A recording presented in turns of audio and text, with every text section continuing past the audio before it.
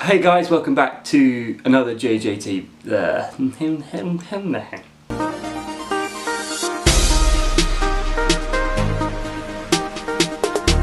Hey guys, welcome back to another JJTV video. As you can tell, I am by myself. Johnny's not here, as this kind of video, no offense to Johnny, I don't think he can really relate to be honest. Today I'm going to be talking about what it's actually like living by myself.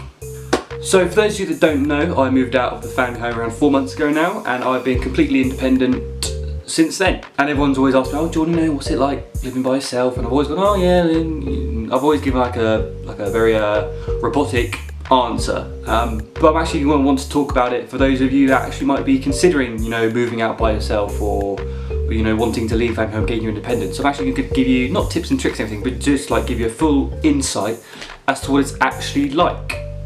First thing first though, if you could like the video, that'd be great. Lets us know that you actually kind of enjoy this kind of stuff. I'm not sure how much like life advice or whatever we can give you, but if we can see some support, then we actually know that you actually kind of enjoy the help that we might be able to give. If you are thinking about moving out, I must stress the importance that if you're not already independent at home, then don't move out. Like, it's really, you will struggle, honestly.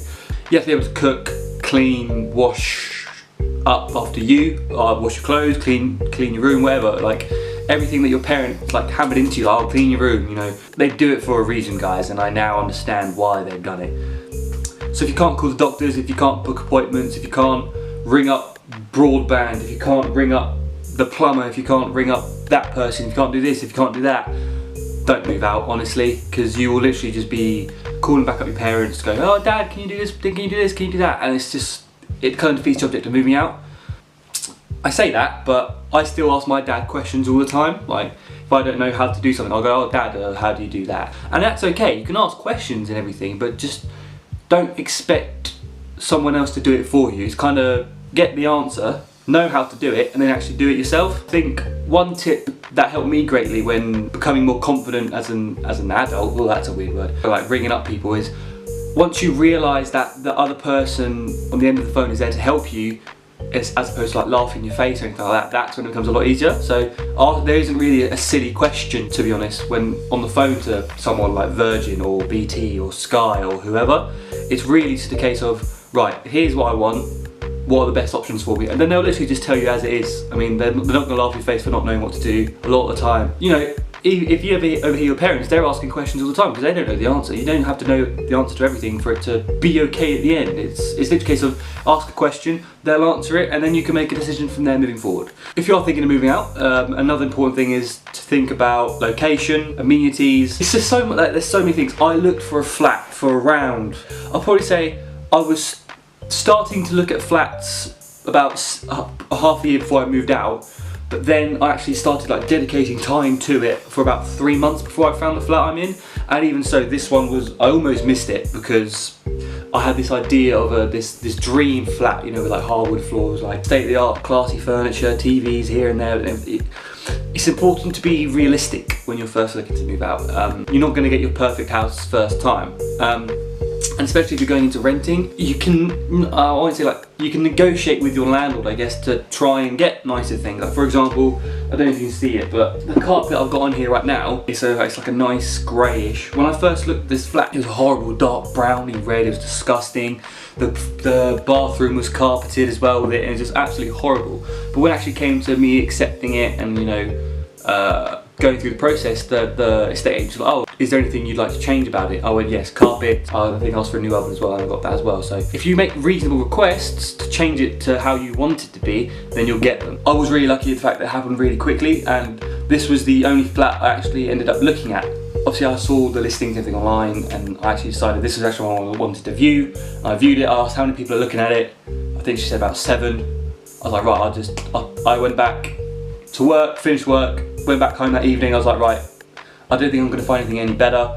So I got it, and then everything really happened really quickly, to be honest. Regarding financial situations, it's important that you're comfortable. Have your, your monthly salary or however you get paid, and make sure you can actually afford everything. Like I went over my proposed budgeting around 5 to 7 to 10 to 20 times before I actually went, right, okay, I can actually afford this. That includes rent, that includes electricity, that includes phone bill. I have to pay for a TV license, I've got to pay for broadband, I've got to pay for food, the washing up tablets, the washing up liquid, all of that, my car, I've got to pay for insurance here and there, and you know, it's absolutely vital that you know where your money is going. If you don't, it's very easy to start spending and spending and spending.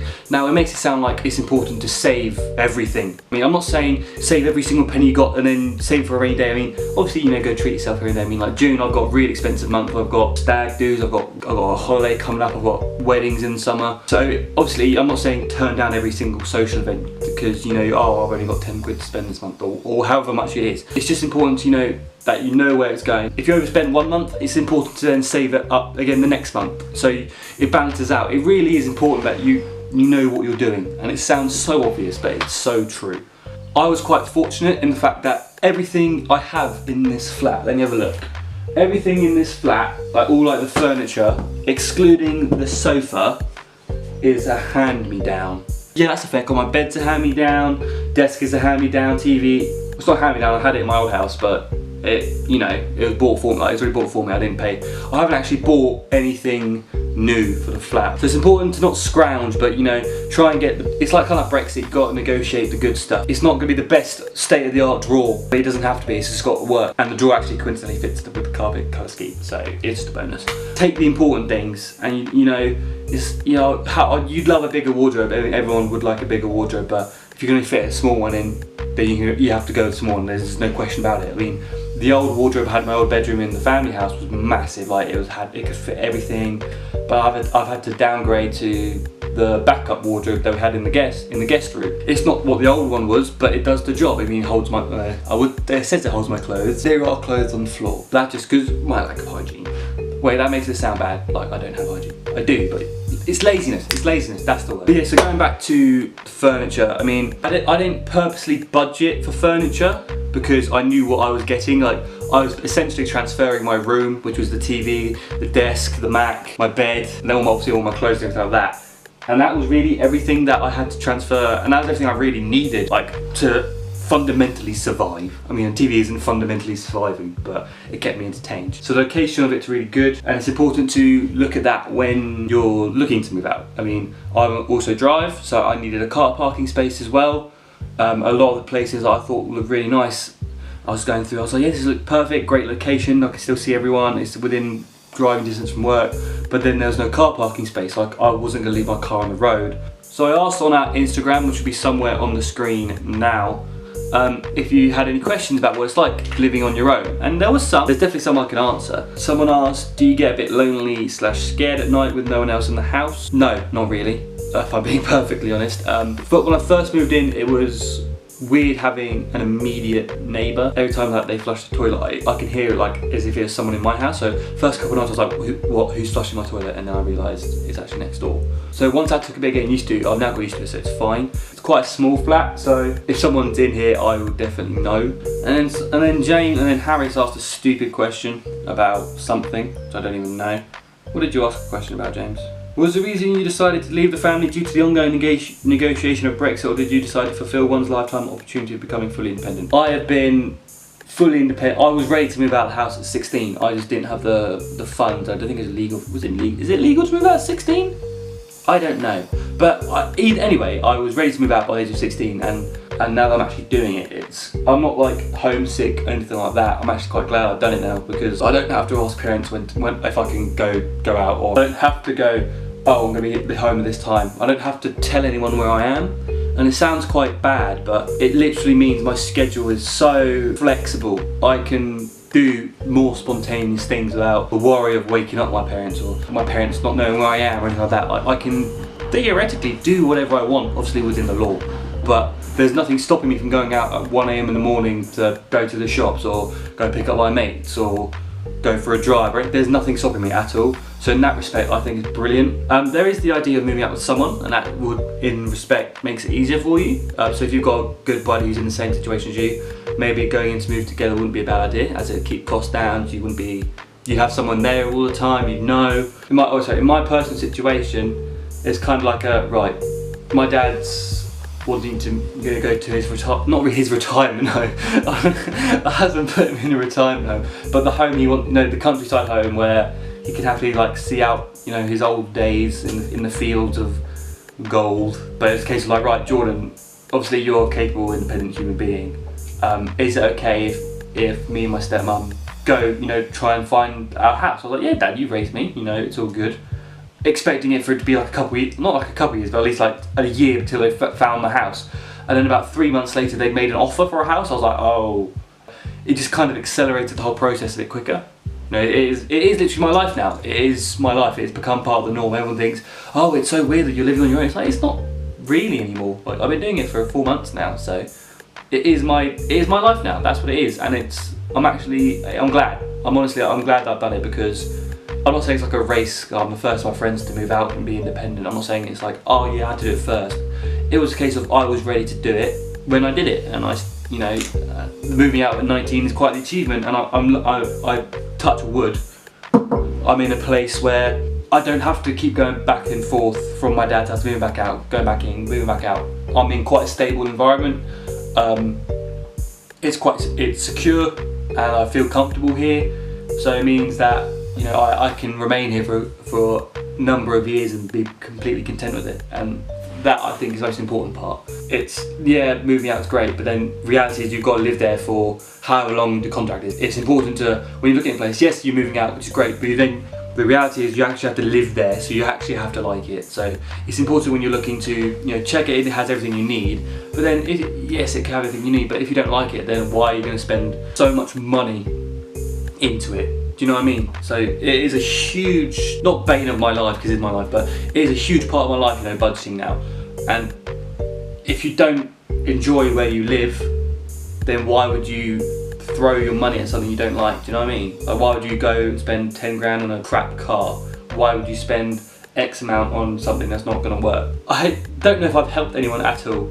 I might do right, let's try and summarise it. Quick summary. Don't move out if you're not ready to, and if you can't look yourself in the mirror and go, I'm ready to move out, don't move out. If you can't cook, if you can't clean, if you can't wash, if you can't do that, if you can't call people, if you can't call the doctors, if you can't do this, if you can't do that, don't move out. Really, it's not worth it until you've learned those life skills.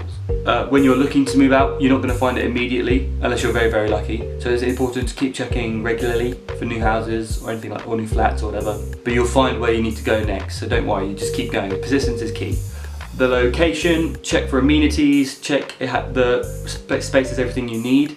Once it has everything you need, go see it, arrange a viewing, and if you don't like it, you don't have to go through it. A viewing is not a formal contract, it's literally just see if you like the place. If you don't like the place, then don't buy it, or don't rent it, or however you want to go. Try and negotiate with the family, try and get as much hand-me-downs as you can, that's important. Budget properly, because if you don't budget properly, genuinely it's game over for you. I think that's all the important points, to be honest. Stay on top of everything really, like stay on top of your washing, stay on top of the cleaning, stay on top of the rent, the electricity meter if you have a meter, etc, etc. But it's important, just check everything, just be an adult, do you know what I mean? Just don't be stupid, just use your common sense, do you know what I mean? Like genuinely, just make sure you can afford everything, make sure it's where you like, and just make sure you're actually capable of doing it really. I think that's the 3 big points. Hopefully me and Johnny will be back filming together soon. Obviously he did his drone video, I'm doing this video by myself. But hopefully I just had to deal with some personal matters, hence why I've been out of the frame for quite a while. But I should be back into it now with Johnny, so hopefully expect those videos to come soon.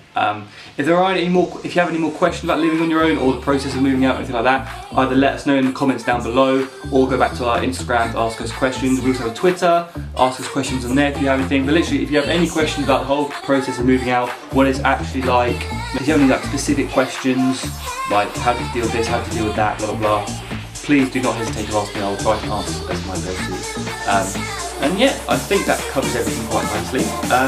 And remember guys, try everything, regret nothing.